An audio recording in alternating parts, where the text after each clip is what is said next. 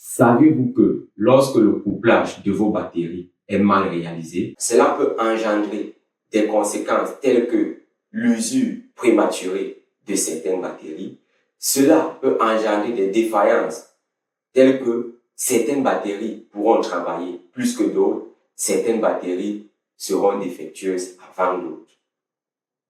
Salut et bienvenue dans Tchétchénec, cette chaîne où nous vous éclairons sur les concepts électriques sans vous électrocuter.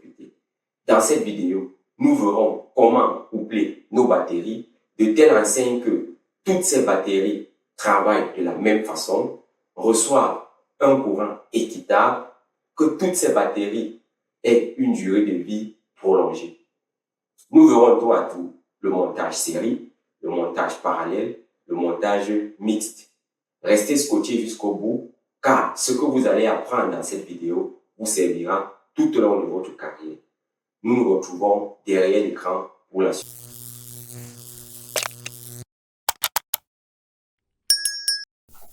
Pourquoi coupler les batteries? Alors, nous avons trois raisons principales. La première raison serait d'augmenter la tension du parc de batterie. La deuxième raison serait de chercher à augmenter la capacité de ce parc. Et enfin, la troisième raison peut être d'augmenter à la fois la capacité et la tension du parc. Quels sont les domaines d'application qui exigent par moment le couplage des batteries? Nous pouvons citer entre autres les énergies renouvelables, parmi lesquelles nous aurons les éoliennes et le solaire. Nous avons également les véhicules électriques qui peuvent être chargés. Une fois les batteries chargées, le véhicule pourra rouler de façon autonome sans avoir besoin de l'essence ou du gasoil. Nous avons également les onduleurs dans les systèmes informatiques, c'est-à-dire s'il y a couple de lumière, que l'onduleur puisse permettre à la personne qui travaille dans sa machine ou au serveur d'enregistrer des informations. En guise de type de couplage des batteries, nous notons trois types de couplage. Nous avons le couplage série, le couplage parallèle et le couplage mixte. Alors, nous allons voir les conditions de couplage des batteries. Ça, c'est une partie très intéressante. Nous allons lister un certain nombre de préalables qui doivent être respectés avant tout couplage de batterie.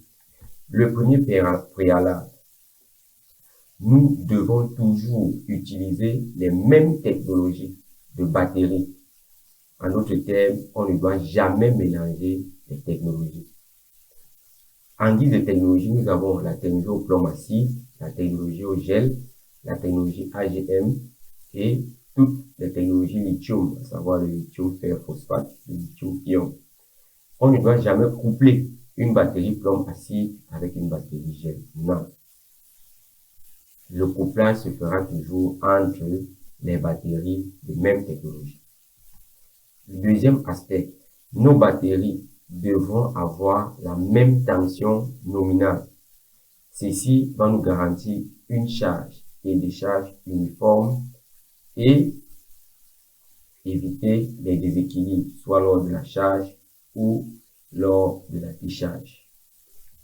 Nous devons avoir des batteries de même capacité. Ceci pour garantir une durée de charge et décharge uniforme également. Il n'est pas recommandé de coupler des batteries, par exemple, de 100 ampères avec des batteries de 200 ampères. Même si ces deux batteries ont la même tension, il est fort probable qu'à la charge, la batterie de faible capacité charge très rapidement et de même à la décharge, la batterie de faible capacité se décharge également rapidement. Autre aspect, nos batteries doivent avoir le même niveau de charge. Entre parenthèses, SOC, c'est une abréviation anglaise qui signifie State of Charge, c'est-à-dire l'état de charge de la batterie. Donc ici, chaque batterie doit être chargée au même niveau pour éviter des échanges brutaux de courant. Autre aspect, les batteries que nous voulons coupler doivent avoir le même âge et le même état d'usure. Entre parenthèses, SOH, en abrégé State of Health, c'est-à-dire l'état de santé de la batterie.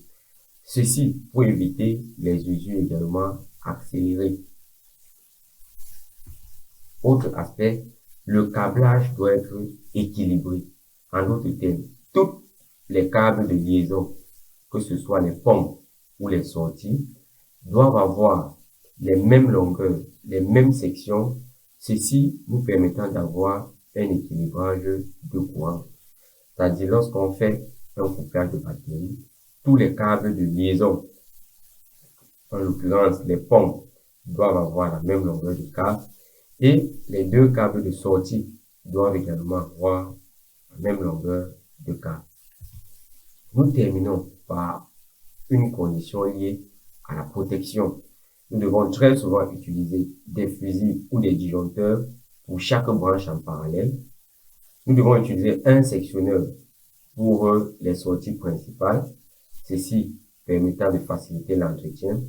Et si possible, nous devons activer le BMS. BMS signifie Battery Management System, en d'autres termes, le système de gestion des batteries. L'activation de ce BMS permettra de prolonger la durée de vie de ces batteries. Voici ainsi résumé les conditions ou alors les préalables nécessaires avant de tenter tout couplage de batterie. Nous reviendrons dans les détails par la suite. Nous passons donc au couplage série. Son principe revient à connecter les batteries de la borne plus vers la borne moins de la batterie suivante. Cela permet d'augmenter la tension et de conserver la capacité.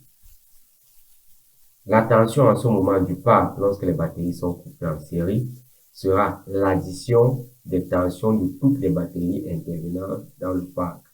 La capacité du parc, qui s'exprime en ampères 1, sera équivalente à la capacité d'une batterie. L'énergie stockée ou distribuée par le parc, qui s'exprimera en wattheure ou kilowattheure, ne sera rien d'autre que la tension du parc fois la capacité du parc fois le coefficient de décharge de la batterie. Pour ce qui est du coefficient de décharge, ce coefficient de décharge va varier selon le modèle de la batterie.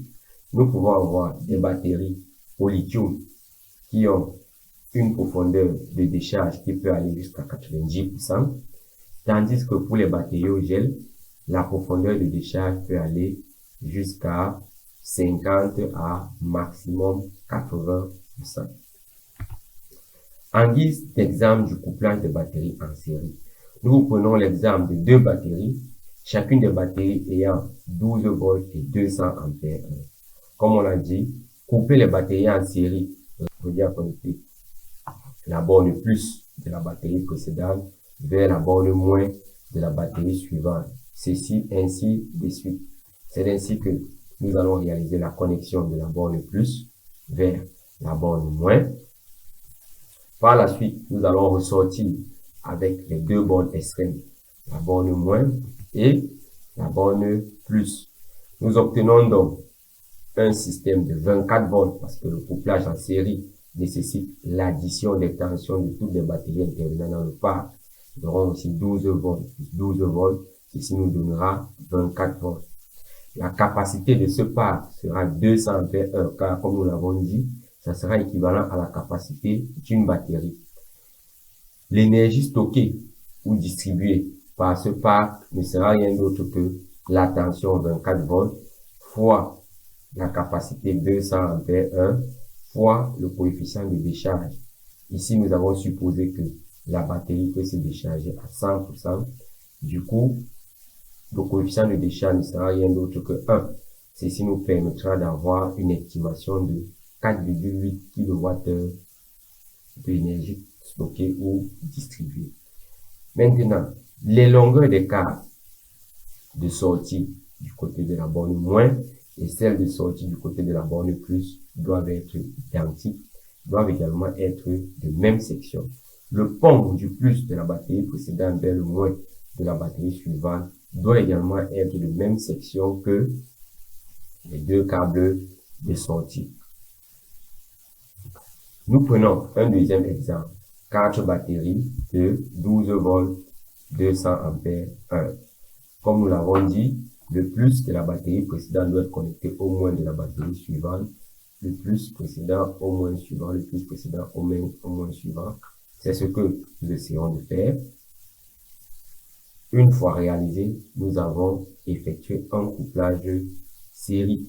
Bien évidemment, les ponts-ci doivent avoir la même section et la même longueur. Nous sortons donc avec les câbles de sortie de la borne moins et celui de sortie de la borne plus. Nous obtenons donc un couplage série avec addition des tensions. 12 x 4 nous fera 48 volts. La capacité reste inchangée, 200 ampères heure. Et pour un coefficient de décharge de 100%, nous aurons une énergie stockée ou distribuée de 9,6 kWh. Comme nous l'avons dit, les câbles de sortie doivent avoir la même section que les ponts. Les ponts doivent avoir les mêmes longueurs. Et maintenant, les câbles de sortie, les deux câbles de sortie doivent également avoir les mêmes longueurs. En guise d'avantage du couplage série, ce couplage nous permet d'augmenter la tension sans augmenter le courant, ce qui entraîne comme conséquence que nous aurons moins de pertes dans les câbles.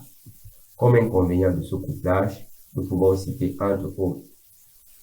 La tension globale dépend de toutes les batteries.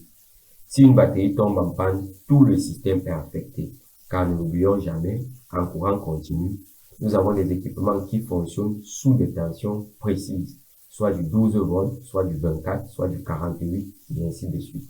Lorsque nos batteries sont en série, si nous alimentons une charge de 48 volts et que nous avons mis 4 batteries en série, si une seule batterie est défectueuse, notre système quittera de 48 volts à 36 volts.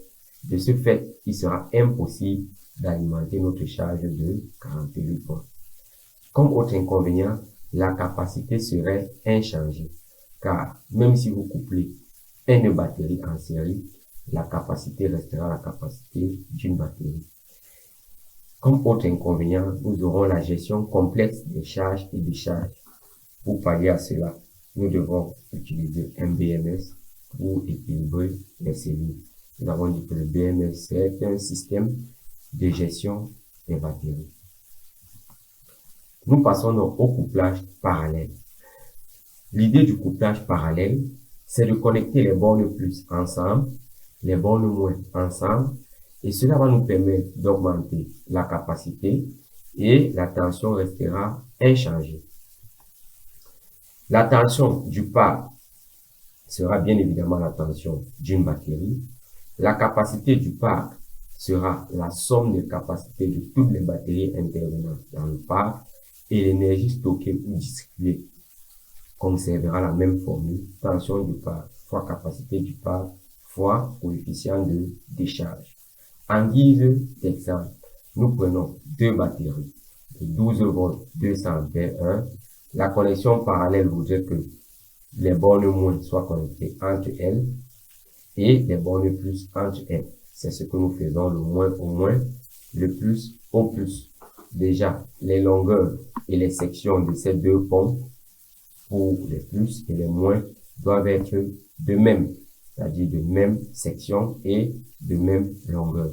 Ensuite, nous allons sortir avec la borne moins sur la première batterie et la borne plus sur la deuxième batterie. Nous allons ainsi obtenir un système de 12 volts parce que comme nous l'avons dit, la tension est inchangée ou alors c'est la tension d'une batterie. Ici, c'est 12 volts. La capacité, c'est la somme des capacités des batteries intervenant dans le système. Ici, nous avons deux batteries. Du coup, nous allons faire 200 plus 200, ce qui va nous donner une capacité de 400 ampères. Si nous supposons un coefficient de décharge de 100%, nous aurons donc une énergie stockée ou distribuée de 4,8 kWh. Nous prenons un deuxième exemple de 4 batteries. On refait les mêmes connectivités. Les moins sont connectés entre, les bornes moins sont connectées entre elles. Les bornes plus sont également connectées entre elles. Ces ponts entre différentes bornes doivent avoir la même section et bien évidemment la même longueur. Nous terminons par la sortie. La sortie moins qui quittera de la première batterie et la sortie plus qui quittera bien évidemment. La tension restant inchangée, nous obtenons un pack de batterie de 12 volts. La capacité étant l'addition des capacités de toutes les batteries intervenant dans le pack. Nous aurons 200 plus 200 plus 200 plus 200 ou alors 200 fois 4 qui nous donneront une capacité de 800 ampères 1. Et pour un coefficient de décharge de 100%, nous aurons une énergie stockée ou distribuée de 9,6 kWh. Les avantages du couplage parallèle, nous pouvons citer l'augmentation de l'autonomie, car le but principal de ce montage, c'est d'augmenter l'autonomie tout en conservant la tension. Nous aurons la flexibilité, c'est-à-dire qu'il y a possibilité d'ajouter des batteries sans que cela ne vienne perturber le système. Nous aurons la tolérance aux pannes. Contrairement au couplage série, ici, si une batterie tombe en panne, la capacité du pack va juste diminuer, mais le système continuera à fonctionner parce que, comme nous l'avons dit, la tension restera inchangée. En guise d'inconvénient, nous avons les risques de déséquilibre des courants entre batteries. Pourquoi? Parce que les différences de résistance peuvent entraîner des charges et des charges inégales. Il est donc conseillé d'utiliser des câbles de même section, de même longueur et un système de BMS dédié. Comme autre inconvénient, les courants de charge et de décharge seront élevés parce que mettre en parallèle revient à augmenter la capacité. Qui dit augmenter la capacité dit augmenter le courant. Cela va donc nécessiter des sections de câbles plus épais et des calibres de disjoncteurs plus élevés. Autre inconvénient, la tension est limitée. C'est-à-dire, si on coupe uniquement en parallèle les batteries, il sera impossible d'alimenter des appareils nécessitant des tensions plus hautes. Par exemple, des tensions de l'ordre de 24 volts ou 48 volts si nous sommes en 12 volts. Maintenant, nous allons voir la règle fondamentale qui permet de faciliter le couplage des batteries en parallèle. Ici, nous vous présentons deux packs de batteries, le pack de gauche et le pack de droite. Si vous observez, le pack de gauche a des couleurs uniformes, celui de droite a des couleurs qui s'atténuent selon que l'on regarde du haut vers le bas ou du bas vers le haut. Nous allons nous expliquer par la suite. Coupler ces deux packs en parallèle revient à connecter les bornes plus entre elles, ce que nous faisons. Par la suite, les bornes moins entre elles, ce que nous venons de faire également. Ensuite, nous allons sortir, mettre les câbles de sortie, la sortie plus que nous réalisons des deux côtés et de la même façon.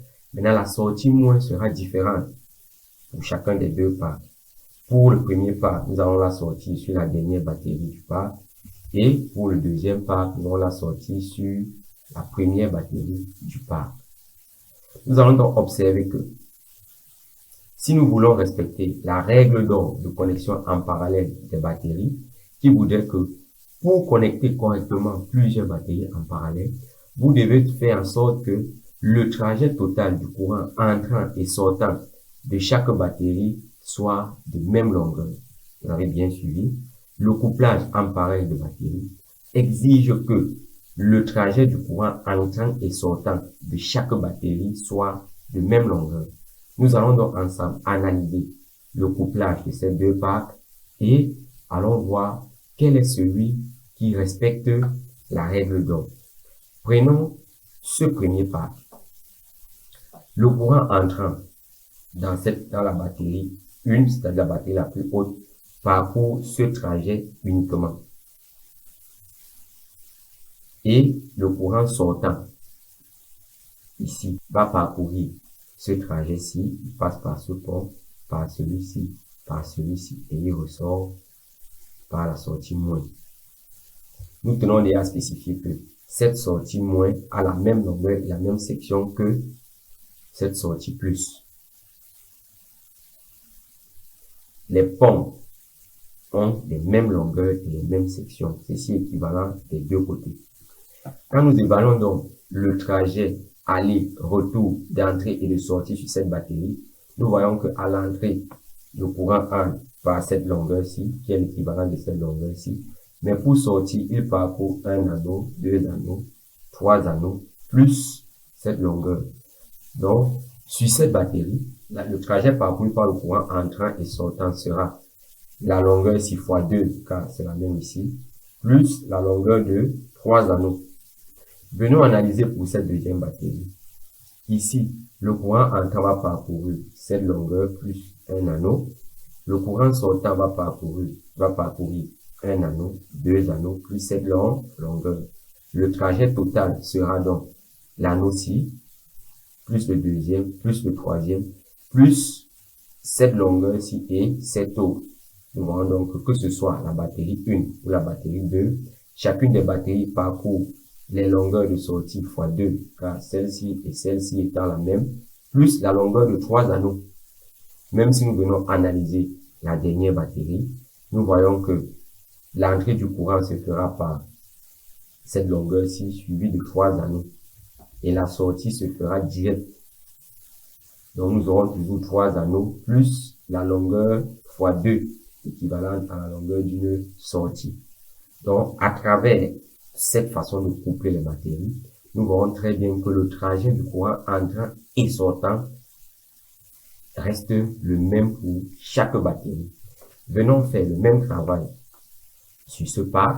On se rend compte que pour cette batterie, le trajet du courant entrant, c'est cette longueur-ci, et celui du courant sortant, c'est cette autre longueur. Jusque-là, c'est égal pour cette batterie. Prenons cette deuxième batterie. Le trajet du courant entrant, c'est cette longueur plus cet anneau. Le trajet du courant sortant, c'est cet anneau plus cette longueur. Directement, on se rend compte que au niveau de la deuxième batterie, le trajet du courant entrant et sortant est déjà différent de celui de la première batterie. La première batterie utilisait uniquement les longueurs des sorties vers les charges, tandis que la deuxième batterie utilise ces longueurs plus l'ajout des longueurs de 2 anneaux. Plus on descend, nous verrons que la dernière batterie, son courant entrant sera cette longueur plus celle des 3 anneaux. Son courant sortant sera également celle de 3 anneaux vers le moins plus le câble de sortie. Nous pouvons donc comprendre que plus on va du haut vers le bas, plus le trajet parcouru par le courant est long et la résistance est également plus grande. Plus on va vers le haut, plus le trajet parcouru par le courant est court et plus la résistance est réduite. Nous avons donc ici un trajet aller et retour du courant qui est inégal pour chaque batterie. De ce fait, nous observons que cette première batterie sera la plus sollicitée. Ensuite, la seconde, ensuite la troisième, ensuite la dernière. Donc, si vous réalisez ce couplage qui pour nous est un couplage interdit, à proscrit, pour la raison que la distribution du courant n'est pas la même, vous aurez la batterie connectée sur les bornes principales de sortie qui sera usée plus tôt, s'ensuivra la seconde, ensuite la troisième et enfin la dernière. Donc celle-ci sera toujours surchargée et travaillera toujours plus que les autres. Donc quand vous voulez coupler vos batteries en parallèle, toujours respectez la règle d'or. Dans une prochaine vidéo, nous verrons les 4 manières recommandées pour connecter les batteries en parallèle. Dans cette vidéo, nous avons juste insisté sur cette façon qui revient à connecter les plus entre elles, les moins entre elles, la sortie plus sur la première batterie et la sortie moins sur la dernière batterie. Nous passons au couplage mixte, c'est-à-dire le couplage série parallèle. Ici, c'est une combinaison de batteries en série et en parallèle pour ajuster la tension et la capacité. La tension du pack sera la somme des tensions des batteries en série sur une branche. La capacité du parc sera la somme des capacités des branches en parallèle. Et l'énergie stockée respectera la même formule que pour les autres couplages. Ici, nous prenons un exemple de 8 batteries de 12 volts 200 ampères montées en 2 séries de batteries puis en parallèle. Donc ici, nous avons ce premier pack que nous allons mettre en série, ce deuxième pack que nous allons mettre en série et nous allons mettre ces deux branches en parallèle. Le premier pack, lorsqu'il est mis en série, nous mettons le plus précédent vers le moins suivant, ainsi de suite. Ce premier pack nous donne des tensions qui s'additionnent parce qu'il est série, 48 volts et la capacité qui reste inchangée, 200 ampères. Nous venons faire la même chose sur le deuxième pack et nous allons obtenir toujours un pack de 48 volts, un pack série de 48 volts et une capacité inchangée de 200 ampères. Nous venons ici de coupler le premier pack série et le deuxième pack série. Maintenant, pour les rendre en parallèle, nous voyons que tout ce pack est vu comme une seule batterie et tout ce deuxième pack est également vu comme une batterie. Les coupler en parallèle revient à connecter le plus du premier pack vers le plus du second, le moins du premier vers le moins du second. C'est ce que nous allons faire. Le moins vers le moins, le plus vers le plus. Nous avons ainsi réalisé un montage mixte. Et comme nous l'avons dit, nous allons sortir la borne moins de la première batterie du pack 1 et la borne plus de la dernière batterie du pack 1. Nous venons de voir l'importance de faire cela. Nous obtenons donc en définitive un pack de 48 volts. Parce que chaque pack série était 48 volts. Lorsqu'on met en parallèle, la tension ne change plus. Maintenant, la capacité, c'est la capacité du nombre de branches. C'est-à-dire, comme on a 2 branches, nous allons faire 200, qui est la capacité d'une branche fois 2. Nous allons obtenir 400 ampères. Et pour une décharge de 100%, nous allons faire 48 fois 400 qui va nous donner 19,2 kWh. Nous venons ici de réaliser le montage mixte de nos batteries. Les pompes doivent être identiques et de même section. Les pompes de mise en parallèle doivent également être de même longueur et de même section. Et les sorties doivent aussi être de même longueur et de même section. Nous continuons avec les avantages du montage mixte. C'est un montage qui permet d'augmenter l'autonomie, c'est-à-dire la capacité et la tension du pack. C'est un montage qui a une certaine flexibilité, dans le sens où il est idéal pour des systèmes solaires, des UPS, des véhicules électriques et des installations industrielles. C'est également un montage qui est évolutif, parce qu'il permet d'augmenter progressivement la tension ou la capacité. Comme inconvénient, nous avons les déséquilibres des courants. Bien évidemment, si les câbles ne sont pas égaux, certaines branches vont se décharger plus vite que d'autres. Nous avons un mauvais équilibrage si les batteries sont différentes. Donc, nous devons éviter de mélanger les batteries utilisées avec des batteries neuves. Ceci pourra créer un déséquilibre. Nous avons la complexité dans le câblage, car nous aurons plus de câbles et ceci pourra entraîner des erreurs. Nous terminons donc par la conclusion qui est celle de savoir quel couplage choisir. Nous allons choisir un couplage série si nous voulons augmenter la tension. La précaution à prendre c'est que les batteries soient identiques. Nous allons coupler en parallèle si nous voulons augmenter l'autonomie. La précaution à prendre c'est que les câbles soient épais, bons et l'équilibrage soit également bon. Nous allons prendre le couplage mixte si nous voulons utiliser des systèmes de haute tension et de forte capacité. La précaution à prendre, c'est que nous devons comprendre que le câblage ou alors la gestion de ce câblage est complexe. Si vous avez aimé cette vidéo, n'hésitez surtout pas de la liker, de la partager, de nous dire en commentaire ce que vous en pensez et surtout